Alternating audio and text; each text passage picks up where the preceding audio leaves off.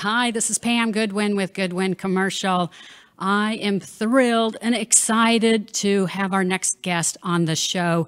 She is a leader, an international speaker, businesswoman. She has survived pirates, a heart attack, kidney cancer, and you know her from Bravo's top TV show, Below Deck Mediterranean, and now a commercial real estate investor and soon to be restaurant owner in Jacksonville, Florida. Welcome, Captain Sandy. Thanks, Pam, for having me. And thank you for helping me with my deal. I know, it's so exciting. We met, I had to look it up, but we met about 3 years ago. And I don't know if you remember, but I started watching your show and then saw you were in Croatia and reached out to you and asked how to be a charter guest. And by surprise, you responded to me. Yes, I try to respond to everyone, actually. I mean, it's not easy, especially today. The more followers you have, it's really hard and difficult to maintain that. So people take it personal when you don't respond, because I think our show, we're so approachable. I think reality is very different from scripted TV, and people feel like they know you, so they can share their heart or their hate.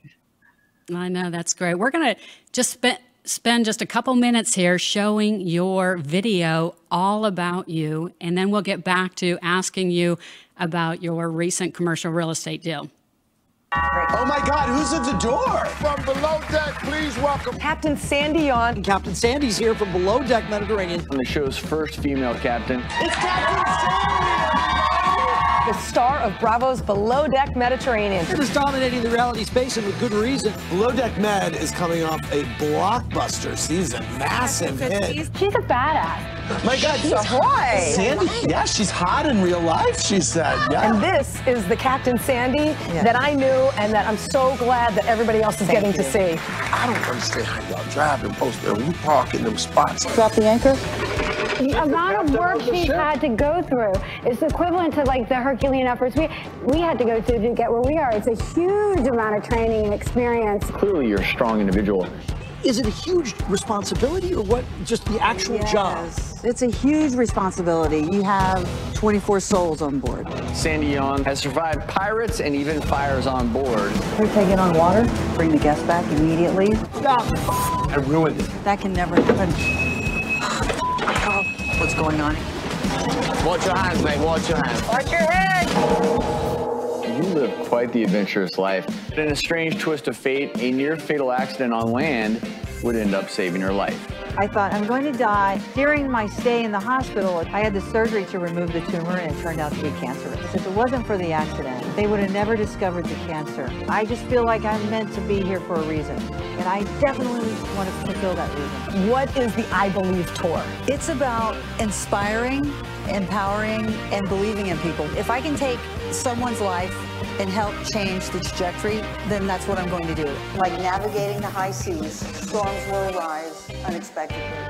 What may at first look like a typhoon heading directly toward you may go off to the south before it reaches you, leaving you with calm waters. So today I challenge you to take a look inside, choose a destination, take that first step, be flexible enough to alter course according to life circumstances. Be fearless. Wake up, show up, kick ass, repeat.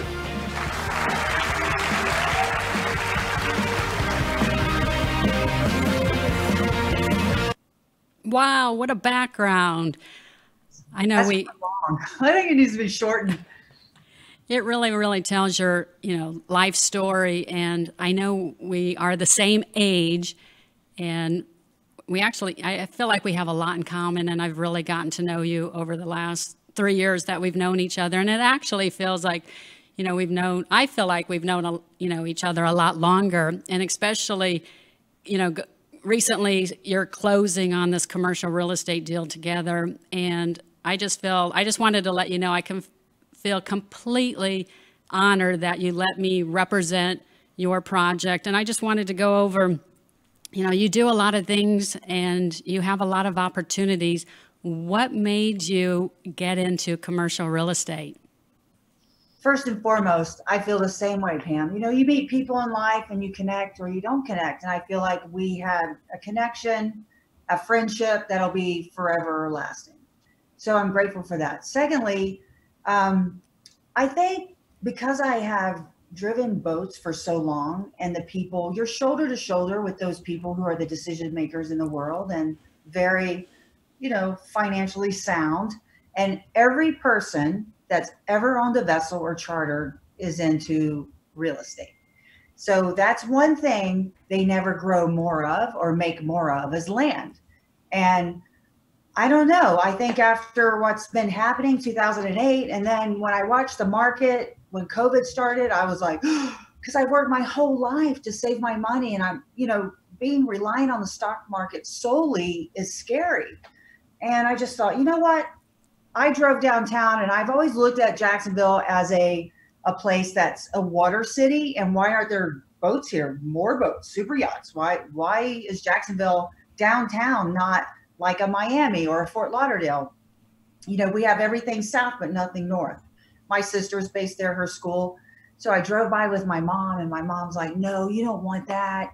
You don't want that building. And I just thought, it kept coming up, and I called you, and there was an offer on it, and you think it'll come back around, and it did. And when you negotiated, you got to see the other side of Sandy when people push. And I think that it was a feel-good deal, and the way you handled the deal for me was incredible. Like your follow-up, it's so funny because I make folders to stay organized and folders within folders on my computer. And for some reason, I can't find half the paperwork for this firehouse. And you're always there every time I text you. And to me, you're a person that I would highly recommend and always go back to. And I always share this in the charter world, in the boat world, in sales, I know a lot of brokers. There's only a few that I will call because I know once the sale is done, they will also answer their text messages and their phone, and they will continue to be with that client through the entire process and beyond. And that was my experience with you. So to me, I'm ready to make another deal after I get this one done. Oh, thanks. Thank you so much for the kind words. That really means a lot. Being in the business for more than 30 years and having, worked for, I know you always talk about working for some great leaders, and I did too, and really, really believe in, doing the best for your client and following up and always being there because, in real estate, they say time kills deals. And once we found that this property was under contract and just stayed in touch with that agent and finally was able to get it under contract, the 1914 firehouse in downtown Jacksonville. And, you were great to work with and walking you through the steps. There's so many. I'm on a mission that I really feel that everyone needs to own some type of commercial real estate, and especially for women. I work with like you do, 99% men.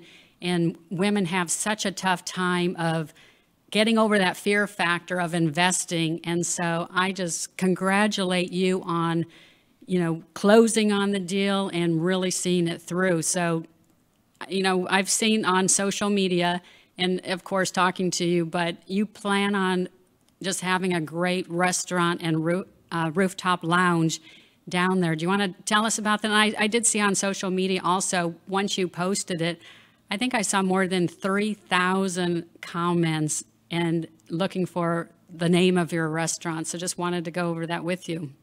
Yeah, firstly, the idea of the restaurant came to me when I looked at the courthouse.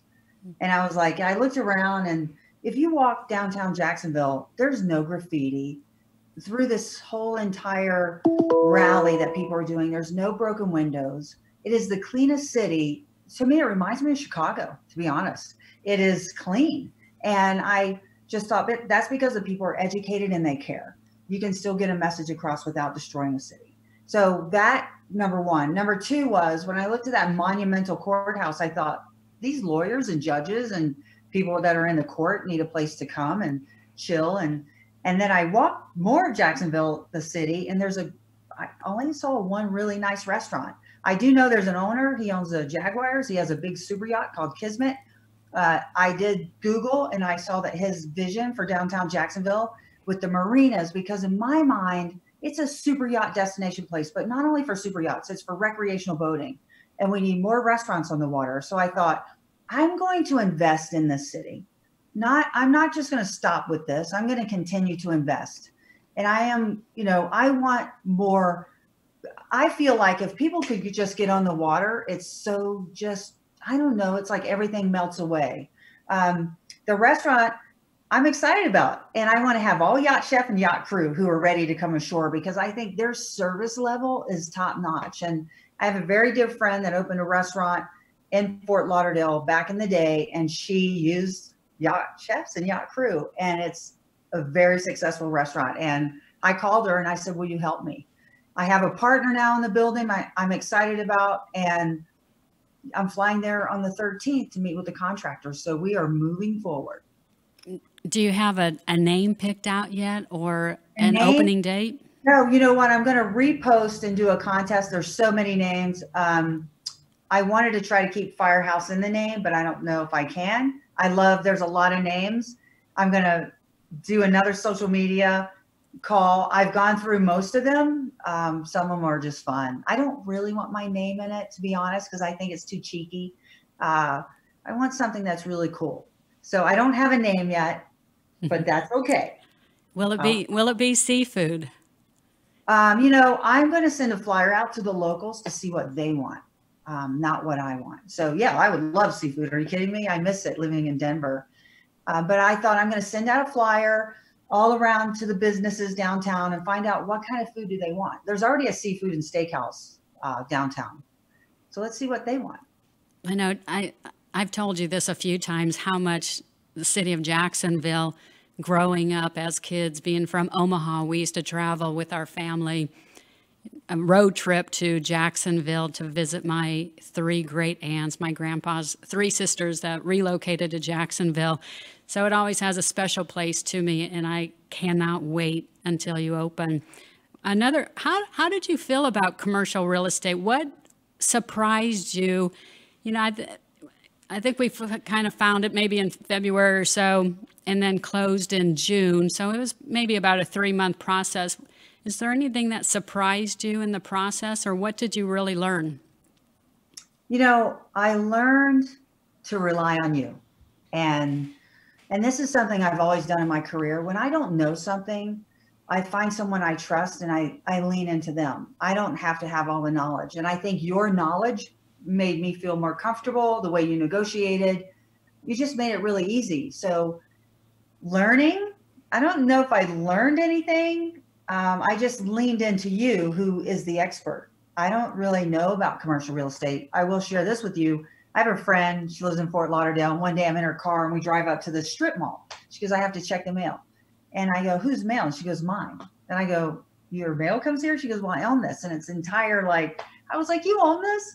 So many of my friends surprised me that, they just don't talk about it, but she owns a lot of commercial real estate in Fort Lauderdale. And I just thought, wow, that's why you drive this fancy car and you're not really worried. And so I like the stability in real estate, and you made my experience, and I'm ready to do another one once, obviously, I get this one up and running.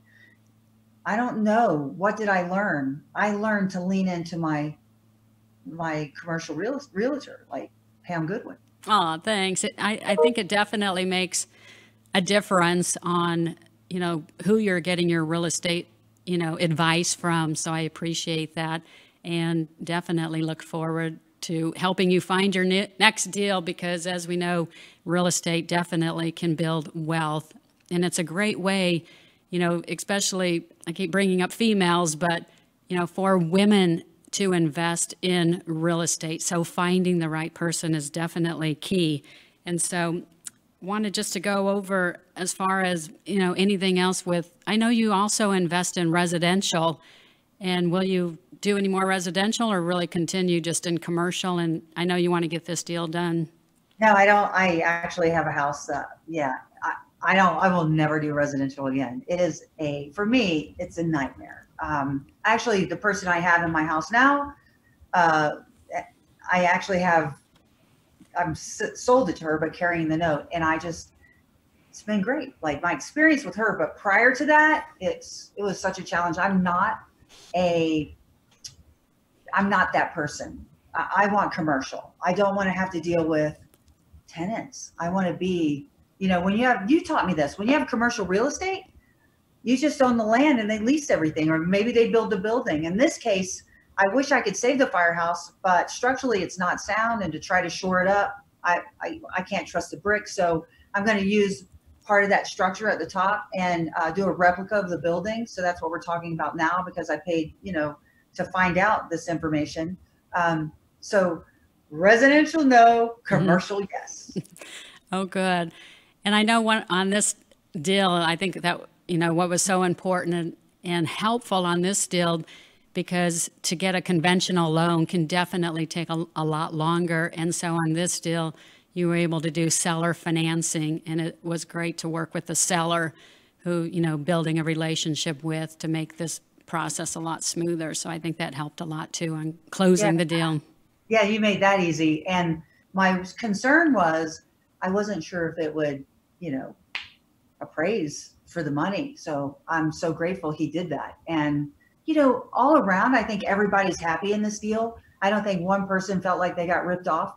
And that to me is someone who puts a deal together that feels right, where everybody walks away and you feel good about what you just did. I don't have any regrets. Oh, good. Yeah, I feel the same way for a win-win situation with both the seller and the buyer. They're both happy, they walk away, and, it all works out well. I wanted to move on to some questions regarding, Below Deck Mediterranean is on Monday nights. It's now one of the #1 show now on Bravo? Yeah, we're pretty up there. I think we were #2 last week, but it's great. I mean, obviously, it's a special show. What I think is it's not just a reality show, it's also a travel show, because we travel all these beautiful places. I also love the fact that it shows you these different types of yachts and what we go through, and then the crew have to walk upstairs and turn it on after the drama downstairs. And that's in real life. Like, that's really how it happens. And through my entire career, I was texting with a friend of mine, because you got love and you got hate. And I'm just tired of especially now with the coronavirus, why are people so unhappy? Why do they continue to attack? And I reached out to my friend Vicky, who ran Paul Allen's boat. I go, just remind me what it's like. So I got that support from her, and, just really connecting with my colleagues in the maritime industry really just puts me back into what, hey, this is a real career. My career is maritime. I happen to be on a TV show, but my real career is maritime.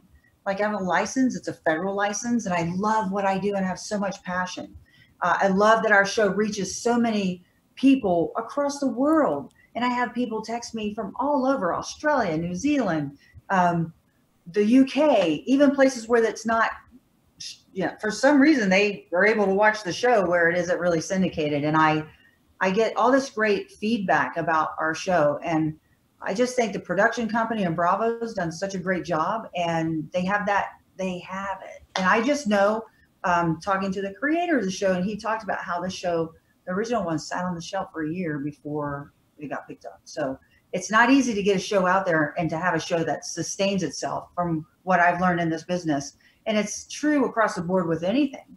You're only as good as your last deal. You're only as good as your last charter. You got to continue that. That's a lot of pressure to continue. And that's in every business. So you got to bring it every time.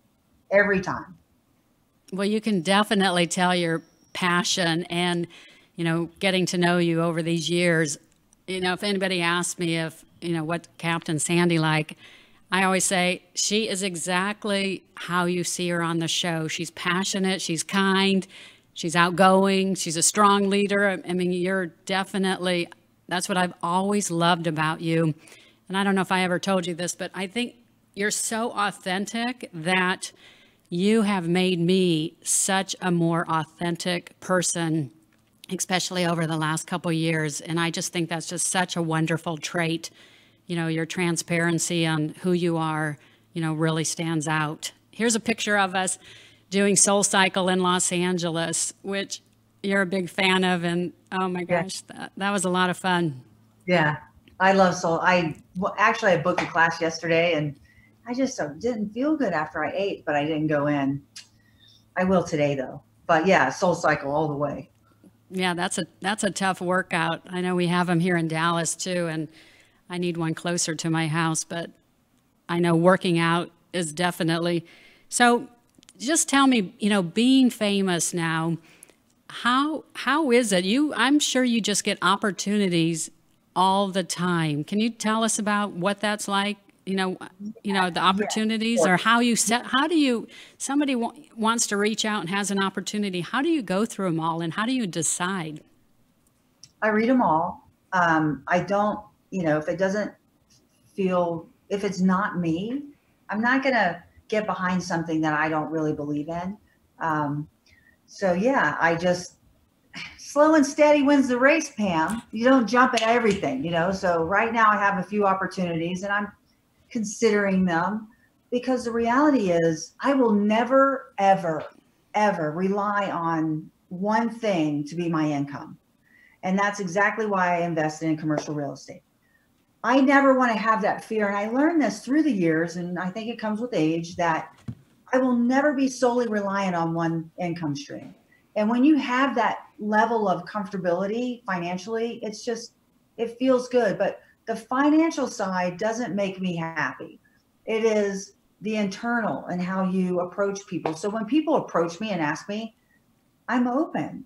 They're just trying to earn money just like I am. They're just trying to do their job. So I'm graceful and I listen. And if they continue to persist, like someone did, and I said, when people don't know when to stop, that's when I start getting irritated. It's like because for me, it's what I say, I mean. I don't make it up. And I'm not going to be that person that goes, oh my God, I had 5 glasses of wine. I didn't know I said that. I don't drink. So when I say what I'm going to do, I do. If I say I don't want to do it and they continue to push, I just say, that's the lesson they have to learn in life. So many times people reach out to me. I don't care. Like, my phone number's on Instagram. I had a call yesterday and they go, is this really you? And I went, yeah. Then one calls it. It's so funny. They don't think it's my number. I don't care, because if I don't want to take the call, I don't take the call. I have a choice. And when people are mean and they're hating on me, it's like, if they're not attacking my character, I listen and then I try to respond appropriately. But it's a lot. It's very draining. And I have to leave some for Leah, because she'll say to me, you come back so drained and I just don't want to talk. And I say, that's where you have to find that line of when to unplug. So that's why we went to Snowmass. I wanted to go to Florida. I can't see my sister. I can't get tested. I've been tested like 4 times. Every time I get on an airplane, I get tested. And so I can see my family. But, I just decided, let's go to Aspen, because it's a 3-hour drive from here. And we played golf and it was wonderful. So we took that time. Next weekend, I'm going to take more time. That's when I'm going to unplug, is on the weekend. So I'll work a 5-day work week, and I'm going to take Saturday and Sunday off, just like everybody else does. Yeah, that's great. And I've had the opportunity to talk with Leah, and I don't know if I've told you this either, but thanking you for the referral for the business line she's in with Skin by Leah, which is fabulous, that I've been using, and especially the vitamins. I've been using those also that she's selling online, but I really look forward to meeting her in person, and she just seems wonderful. Love seeing all your pictures on social media together, and you can tell you're definitely in love. Yeah, thank you. So that's great. So, back to the COVID a little bit, just talking about it briefly. How do you think with the cruise ships going to, it's going to be impacted? Is it just like everything, just waiting it out and see what happens? Well, I can't speak to the cruise ship world because I've never been on one and I don't know that industry.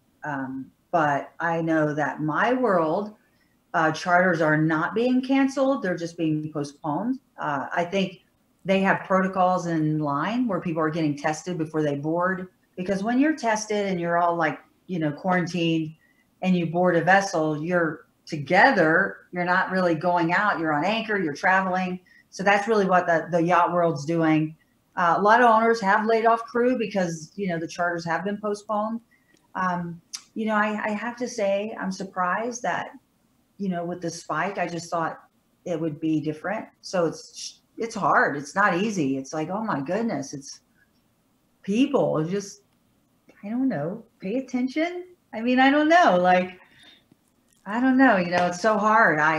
You know, I had someone, a very wise person, talk to me yesterday who's very, you know, almost 100 years old. And through their lifetime, they've had a few pandemics, and they go, it will change. You will get back to life, because look at history. It does.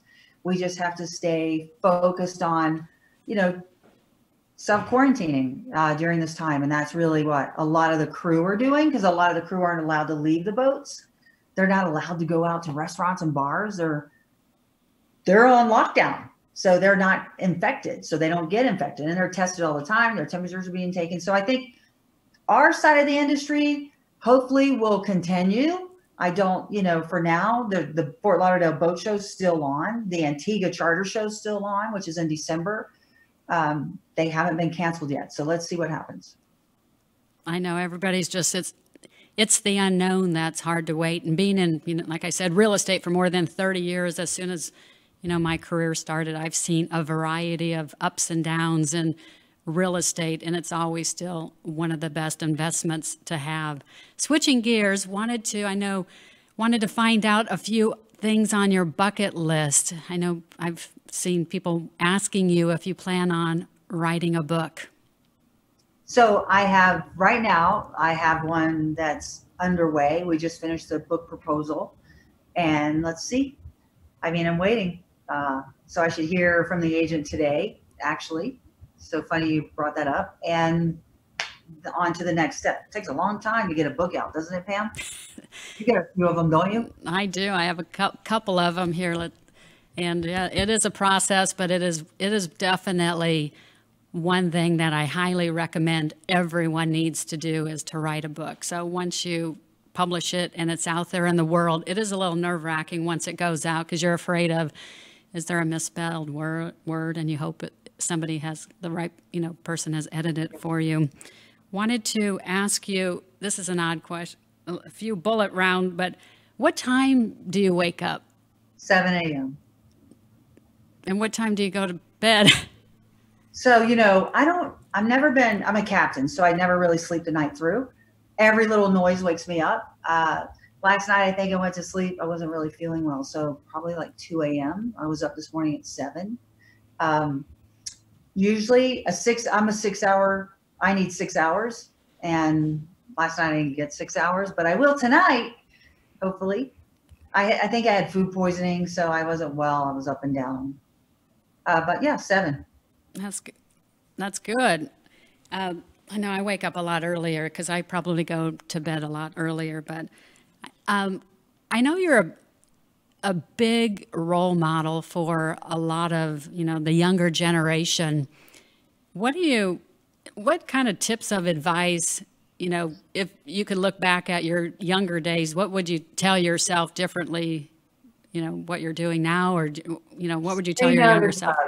Just say no to drugs. Don't let peer pressure force you into something that you know that's not right.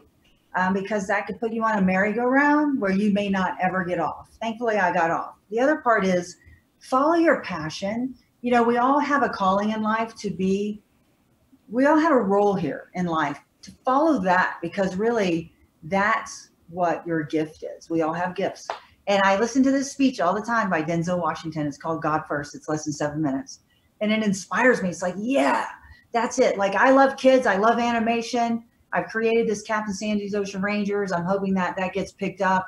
My bucket list is to see that on the screen before I die, because I want to educate kids about the ocean, because, you know, 82% or just, I don't know the number, but that's where our oxygen comes from. The trees scrub the oxygen, and we know more about the moon and space than we know about our own ocean.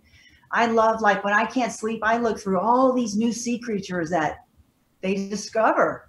It's crazy. I found the bobbit worm, but it's called, like, it's creepy. In fact, I got to go to the Explorers Club Gala, their celebration. I sat next to an admiral that was on a submarine, and I go, what did you see down there? And he goes, I've seen things where I never want to be buried at sea anymore. And you're just like, really? So for me, it's all about the ocean, educating kids on that. And my advice to them is follow their passion and don't just say no to drugs.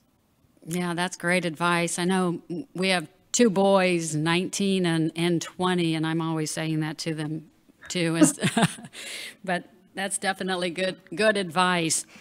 Anything else you would like to share of what's going on, or any other bucket list? Or, I mean, for me, I just miss music. I miss concerts, and, it's so hard. Like right now we could be at Red Rocks enjoying some live music, and that's not happening.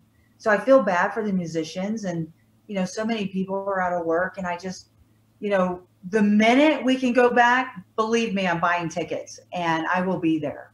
I actually thought, Leah loves to sing. So I thought maybe I just do this online concert, from a studio here in Denver and get her back out there, because it's so hard, because she usually sings for the Broncos, and that's not happening because there's no games. So it's hard for musicians that have this gift and they can't make any money. So are you really making money with Zoom? I know I love Melissa Etheridge. She's doing this free concert all the time, and, she's not making money there. Like, she's doing this for free. So all these artists, they're struggling. And I just for me, that's what I'd love to see happen, is that we can go to concerts. And I know that's going to take time. I know I'm a huge concert person too. And I know we like a few of the same people too, but I definitely like Melissa Etheridge and follow her too. And Pink and some of those singers. Yeah, music, definitely, miss going to those concerts. So hopefully they'll come back here soon. And I just really wanted to thank you, for taking the time out of your busy schedule to share your experience of our first commercial real estate deal. I truly, really feel honored that I was able to help you find your first deal, and look forward to many more commercial real estate deals, and looking forward to your opening. Awesome. Thanks for having me, Pam. All right. Thank you, Sandy. We'll talk soon.